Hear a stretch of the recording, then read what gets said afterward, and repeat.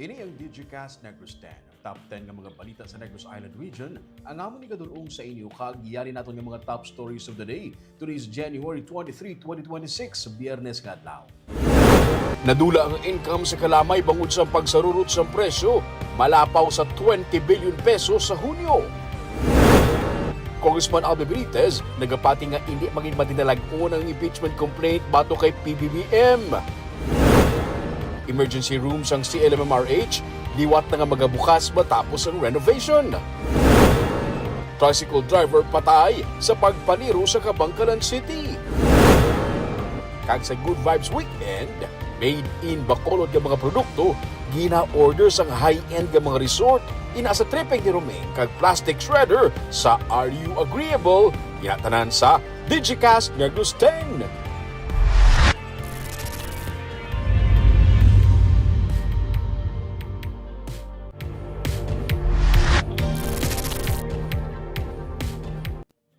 Sa number 10, una kita na sa balita nga makagulutom.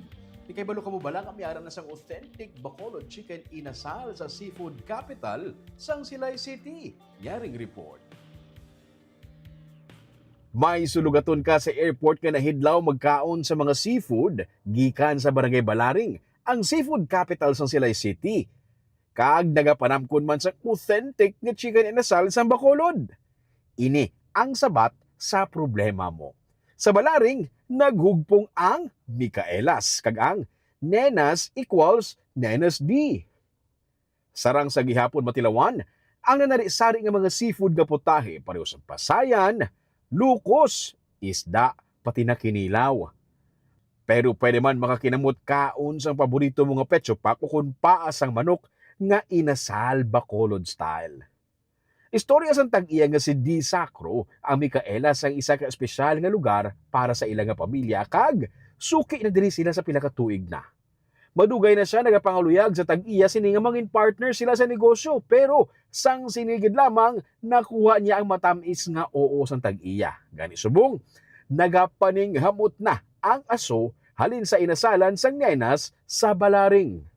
So, nakapadesisyon gid sa akon because I have very good memories sa ini nga lugar because ang papa ko diri kami permiga kaon, family sila ni mama. So, namian gid sa sang food until nga napass away na si papa ko. So, ka-close gid ni sa akon sa ini nga lugar personally. So, sang nadayon nga naka-business ko di, parang feeling ko I will have to work on this nga ma-market gid ko, dapat makilala nila nga may namit digali nga food. May inasal na digali kay hindi man na di available ang inasal actually sa Balaring. Si Di ang ikaapat ng henerasyon sa mga original nga manok inasal sa Bacolod, kag napasa pa sa iya ang legasiya sang iya amay sang sikreto sa manamit nga inasal nga manok. Si lola ko si Nena, papa ko is the eldest son. So ang gisugudan ginibi ang nanay sang lola ko, si Isabel. So kag si Nicolas. So sila na ang upod ni Lolo Banoy. So actually ang pioneers na tatlo na magkapamilya na kami tanan. So isa kami da. Si Nenas lang isa. Although I've learned man galing nga si Nenas be do siya na niya before ang do ang nanon gid for chicken. Kaina sa soft opening, guest niya man ang mga taga-Manukan country sa Bacolod bilang suporta sa iya pagsugod sa Balaring. Plano ni Di nga himuon ini nga one-stop shop para makakaon sila sang in-demand nga seafood. Makapasabor pa sang Bacolod chicken inasal. May remembrance pa nga mabakal halin diri. Para kay Di, ang pag-upod sang in-demand nga seafood sang Balaring sa Silay, kagang all-time favorite nga Bacolod chicken inasal ang parehos lang nga natilawan mo ang best of both worlds.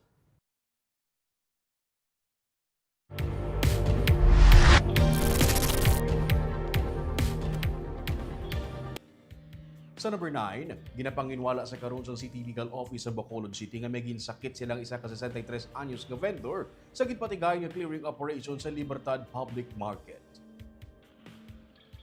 Suno sa kay City Legal Officer Attorney Carol Joseph Chu nga natabo ang insidente alas 6 ang aga sa tong Enero 15 sang ginkumpronta sang City Legal Office Enforcement Team ang 63 anyos nga vendor. Ang vendor suno sa kay Chu nagpamalibad nga kakso na ginabaliga sini nga mga kamote nga naga-obstruct o kung nagabalabag sa pedestrian lane sa corner sang Desire Street kag Amelia Avenue. Nagresulta ini sa pagkumpiskar sang sako sang kamote. Sugo sa opisyal, ang vendor mismo ang nagpakita sang agresibo nga pabatasan nga nagtulod kag nag-atake sa 3 ka miyembro sang enforcement team. Sa CCTV footage nga gin-review sang CLO, makapila ka beses kag ginsubag sang vendor ang personnel, wala ini nagsanto sa alegasyon nga ginsakit sang team ang amo nga vendor. Ginpahayag ni Chu, ang enforcement team ang nagaobra sang husto kag nagpakita sang maximum tolerance sa pagpatuman sang clearing operation. Nang ginsubag yan aton. Siya yung nanumbag sa aton. Babayo sa aton. Siya ang nanumbag sa aton enforcement team.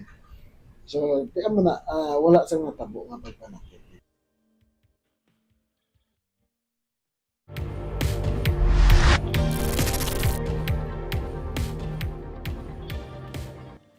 Sa number 8, pagpatukod sa bago nga building sang Police Station 9, ang pagasugura na.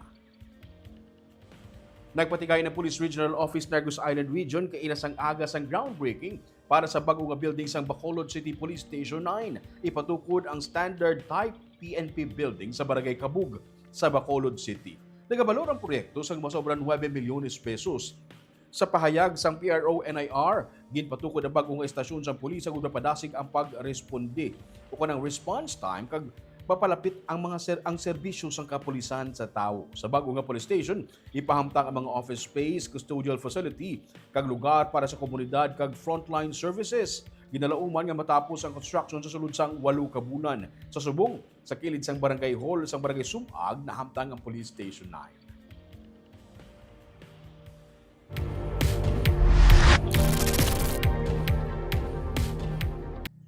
Sa number 7, isa ka rider ang patay matapos mamugo sa barrier sa higad sang dalan sa Bacolod City. Patay ang isa ka rider matapos nga makabunggo sa barrier ang iya ginamaneho nga motorsiklo sa Burgos Extension, Barangay Villamonte sa Bacolod City. Nadala sa ospital ang rider nga si alias Richard, presidente sa Barangay Estefania sa Bacolod City. Apang napatay siya matapos sa pila ka oras. Nagwa sa traffic investigation nga nadulaan sa kontrol sa iya nga ginamaneho nga motorsiklo ang rider kag nakabunggo sa barrier. Suno sa kay Police Major Elmer Bonilla, ang Chief ng Traffic Enforcement Unit, hindi madulom ang area apang may kadasigon ang rider sa pagpadalagan sa iya motorsiklo.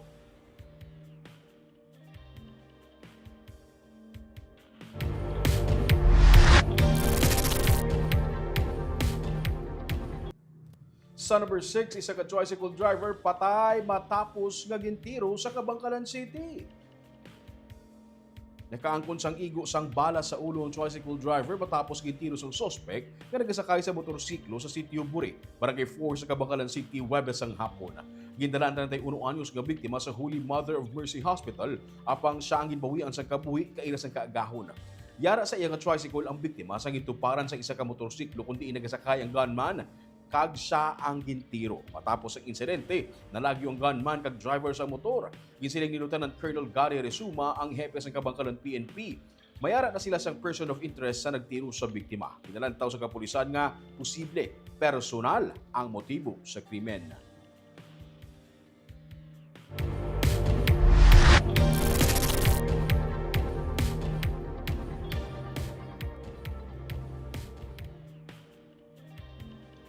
Sa number 5, ginaduso sa karon sa Sanggunian Panlungsod sa Bacolod City nga pataasan ang transportation allowance sa mga presidente sa asosasyon sa mga PWD pati na sa mga senior citizen.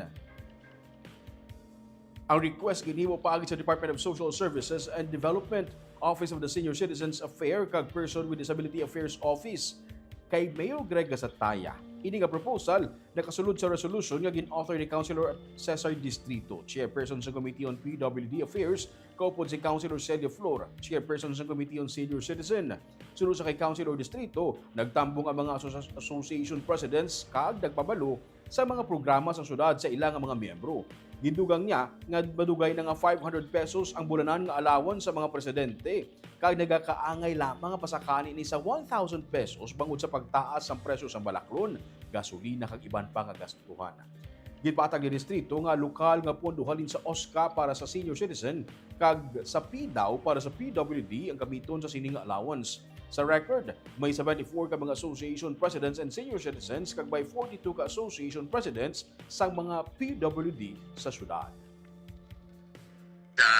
Amo na ang aton Persons with Disability Affairs Office kag sa aton nga OSCA or Office of Senior Citizens Affairs Office kung mahimo ang ginahatag nga monthly transportation allowance sa aton mga PWD presidents kag mga Senior Citizens Association presidents sila man niyang nagapabalo sa mga programa.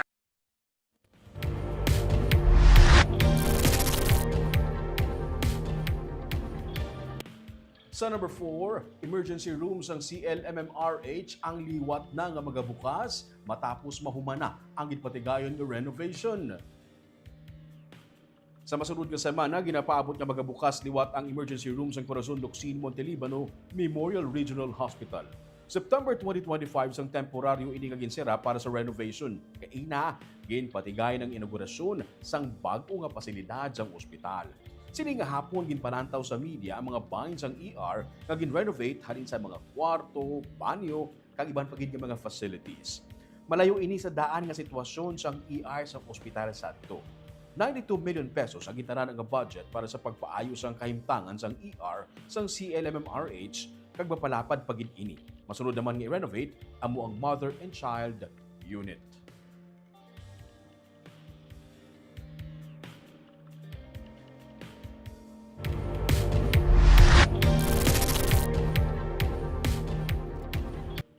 Sa number 3, nagapati si Bacolod Congressman Alde Benitez nga hindi mangin madinalagon ang impeachment complaint bato kay President Ferdinand Marcos Jr.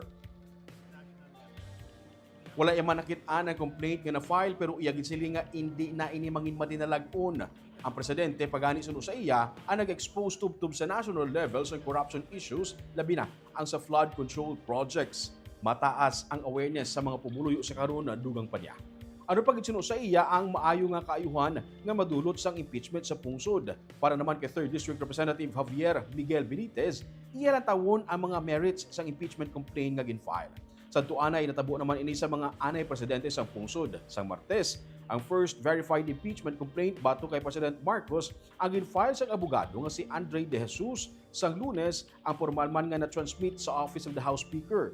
Sang Huwebes, may duha ka mga grupo nga nag-attempt na separado mag-file sang ikaduha kag ikatatlong impeachment complaint batok sa presidente kung sa diin ginareklamo siya nga nagbenepisyo sa mga bogus flood control projects. Ugaling, wala ini na baton bangod si House Secretary General Cheloy Garafil ang wala para magbaton sini. It will not. It will Because, not prosper. number one, it's only 2 years away. Aki, less than 2 years, filing na kita. Right? Number two, ang awareness ng tao, taas na siguro. Right? So, all of these issues can already be addressed and responded properly. What good will an impeachment do to us? Subong. Kapila na ni nag-agi, kapila na nga mga EDSA 1, EDSA 2 nga ginagyan ka. Did it bring the necessary reforms? Nagtarong ang aton nga governance? Wala na. We will look at it sa merit per se, pag-abot sa Congress, opening sa Monday. So we will look at the merits of it. I think I'm gonna important. But you know, when we look at ang impeachment, we have to look at it sa ano ang gusto sang tao pag majority.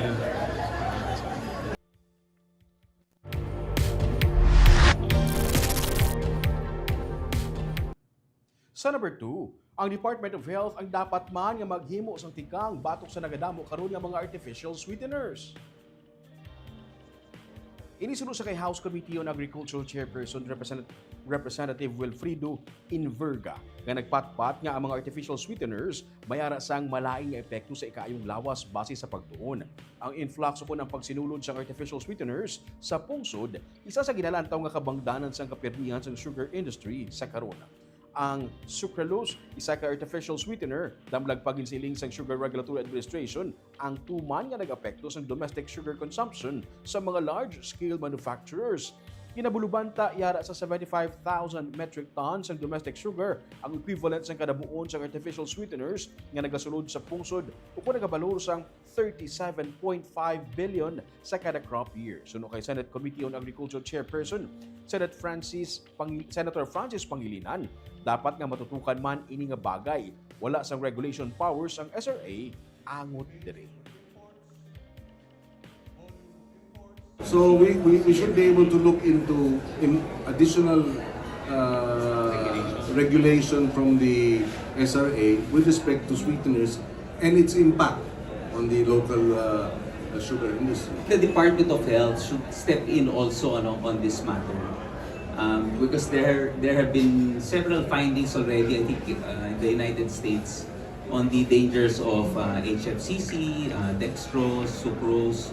So aside from tarifying it or probably banning it as far as legislation, something that they could push in terms of legislation, I think DOH should be on top of this.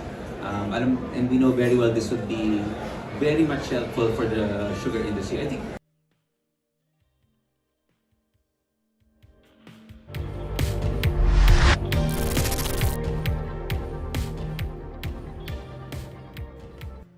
Kag sa numero 1 sa mga balita subong adlaw, public consultation ang ginpatigayon kaina sang Senate kag sang Congress nga Committee on Agriculture angot sa nagasarurot nga presyo sang kalamay kun dili maaksunan. Ginapaabot nga magadangat sa masobra sa 20 billion pesos ang madula nga income sa abo nga industriya. Ma-report si Barbara Mijares.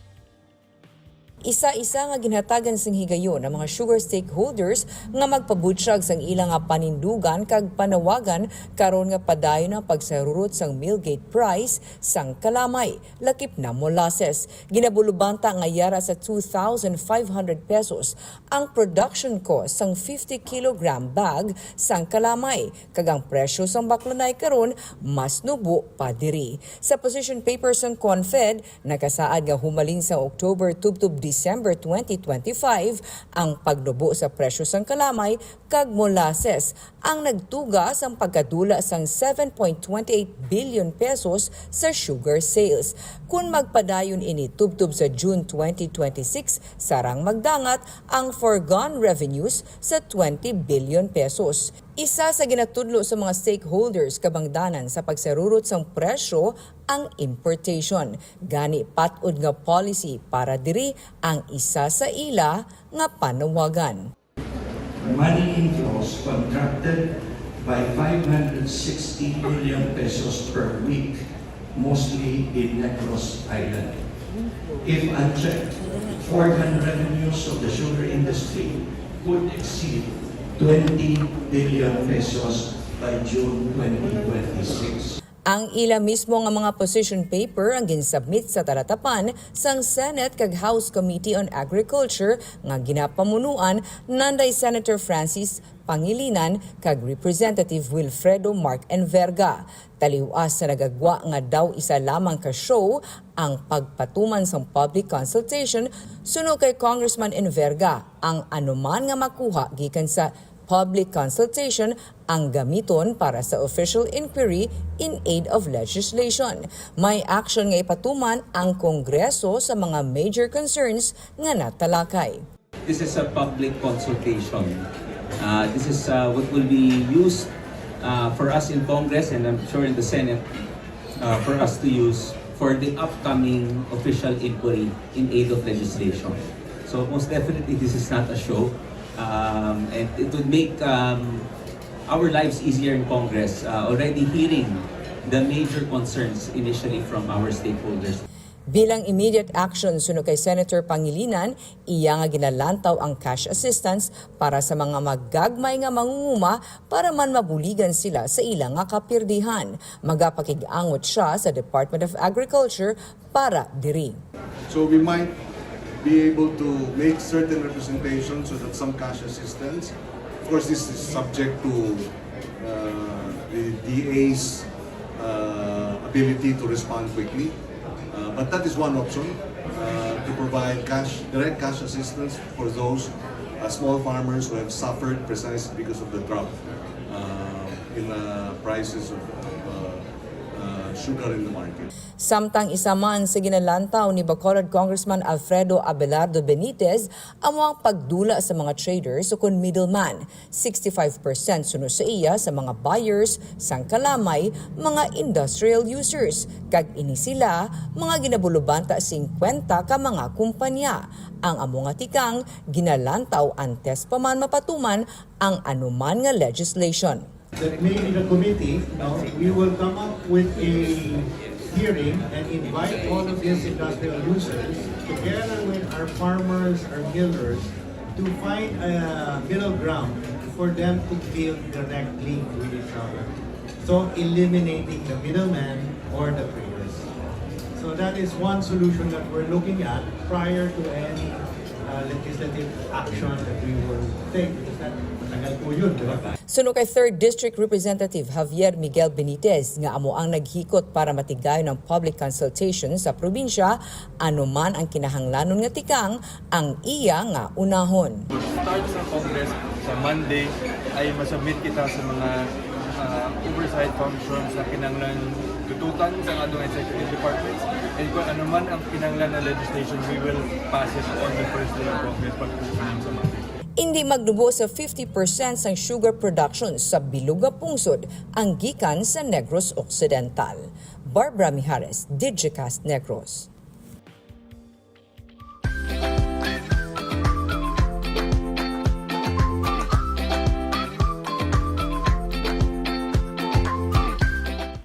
Kagyaring papabalo na mo sa inyo pang pag-good vibes, sitting a weekend.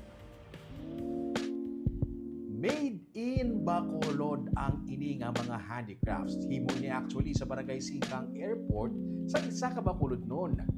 Wala siya makapasar sa board exam sa architecture pero blessing in disguise kay nasuguran niya ang ini nga negosyo kag ang iyang mga produkto ginapang-deliver sa Maldives, sa Mexico, sa US kag sa mga high-end nga mga resort. Ini ang istorya buwas naton sa tripping ni Romay. Sa Sunday naman, kadto kita sa isa ka mapuslanon nga invention. Ini ginatawag nga pyrolysis reactor. Halin sa shred sa plastic, ginatunaw ini sa amo nga reactor. Kag pagkatunaw sa plastic, ma-convert ini sa isa ka oil nga pwede pang simbog sa diesel. Halin sa oil, mangin pang simbog na sa diesel. Ina naman naton pag-istoryahan sa Sunday sa Are You Agreeable?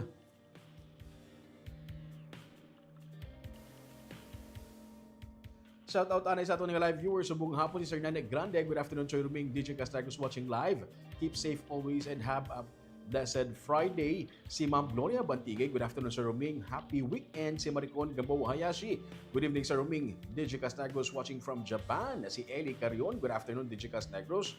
Watching from Purok Sambag, Barangay Mandalagan sa Bacolod City. Si Ma'am Gina Villanueva maying hapon Digicast pa. Shout out gali sa Minyada family sang Manapla. Maying God bless ko no. Shout out again sa Minyada family sang Banwasang Manapla. Si Maria Fe Panaga Baredo, good PM Digicast team, good PM Sir Ruming. Happy weekend sa tanan. Si Sir Ray Tuhaw Tinyosan, maying hapon Digicast Negros NIR. Si Sir Jesse Garucho Hivero, maying hapon Sir Ruming, always watching. Kagaboy atong top 10 ng mga balita sa Negros Island Region subong adlaw tubtub sa Lunes. Have a safe weekend.